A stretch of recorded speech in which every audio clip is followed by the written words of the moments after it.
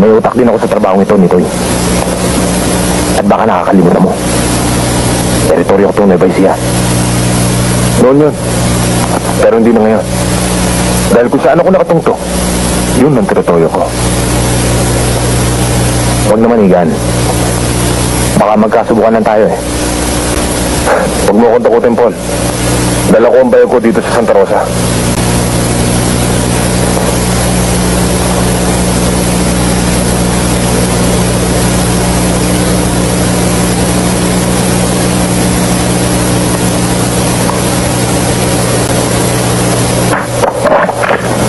Puta na idamo, Paul.